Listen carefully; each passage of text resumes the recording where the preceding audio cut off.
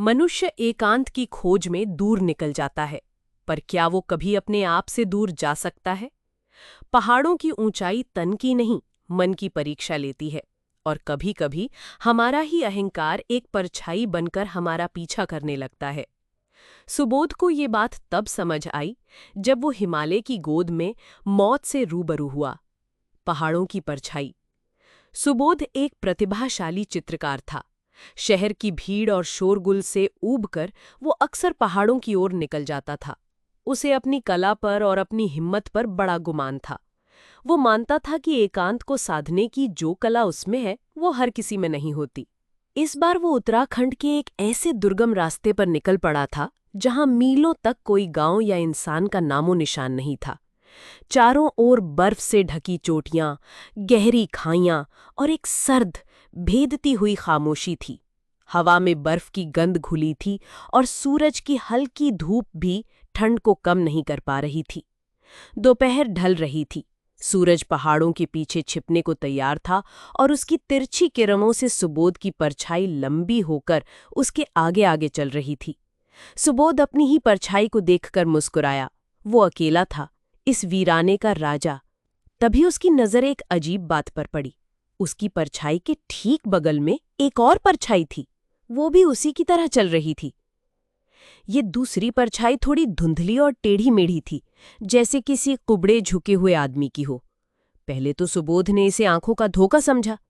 शायद पत्थरों की बनावट या रोशनी के खेल से ऐसा लग रहा हो। उसने अपनी चाल तेज की। वो दूसरी परछाई भी तेजी से चलने लगी। वो रुका तो वो भी रुक गई। अब सुबोध का दिल जोर जोर से धड़कने लगा। उसने हिम्मत करके पीछे मुड़कर देखा। दूर दूर तक कोई नहीं था, सिर्फ वो और ये अनंत वीराना। डर के मारे उसके कदम लड़खड़ाने लगे। वो लगभग भागने लगा, पर वो दूसरी परछाई, वो भयावह साया, उसका साथ छोड़ने को तैयार न था। जैसे जैसे शाम गहरी हो रही थी, वो परछाई और भी स्पष्ट होती जा रही थी। सुबोध का सारा गुमान, सारी हिम्मत जवाब दे गई। हांफता कांपता, पसीने से तरबतर, वो एक चट्टान के पीछे चिपकर बैठ गया। आंखें बंद कर लीं, मानो ऐसा करने से वो साया चला जाएगा। जब कुछ देर बाद उसने आंखें खोलीं, तो उसने देखा कि वो परछाई अब भी वहीं है, चट्टान पर उसके बगल में पड़ी हुई, शांत और स्थिर। तभी उसे कुछ भेड़ों की आवाज सुनाई दी।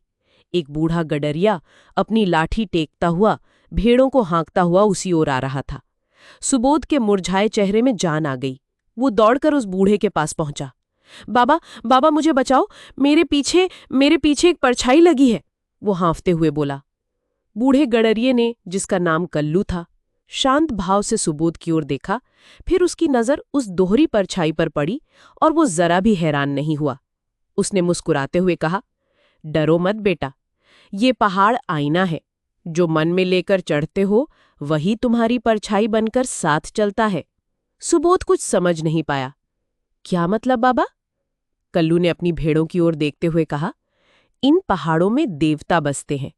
जब कोई गुमान से भरा इंसान यहाँ आता है, तो ये पहाड़ उसका अहंकार उसे एक परछाई की शक्ल में दिखाते हैं। ये परछाई तब तक पीछा नहीं छोड़ती, जब तक आदमी अपने घमंड को पहचान कर उसे झुका न दे। ये तुम्हारा डर नहीं, तुम्हारा ही अहंकार है जो तुम्हारा पीछा कर रहा है। कल्लू बाबा की बातें सुबोध के दिल में तीर की तरह लगी। उसे अपना घमंड, अपनी हेकड़ी सब याद आ गया।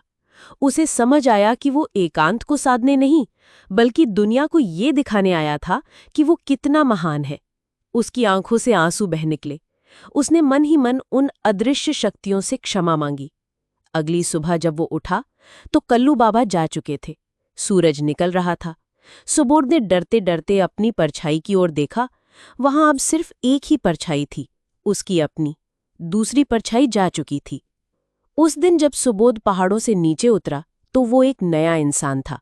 उसकी कला में अब गहराई थी और उसके स्वभाव में विनम्रता। वो जान गया था कि असली यात्रा बाहर की नहीं, भीतर की होती है। अगली कहानी में हम जानेंगे कलकत्ता की उस नेशनल लाइब्रेरी के बारे में, जहां कहते हैं कि रात में किताबों के पन्ने अपने आप पलटते हैं। क्या है राज उन अनपढ़ी किताबों का जो किसी पाठक का इंतजार कर रही हैं? जानने के लिए हमारी अगली प्रस्तुति का इंतजार करें। ये कहानी आपको कैसी लगी, हमें कमेंट करके अवश्य बताएं। अगर पसंद आई हो तो कृपया इस ऑडियो बुक को लाइक करें, अपने मित्रों के साथ शेयर करें और हमारे चैनल को सब्सक्राइब करना न भूलें। धन्यवाद।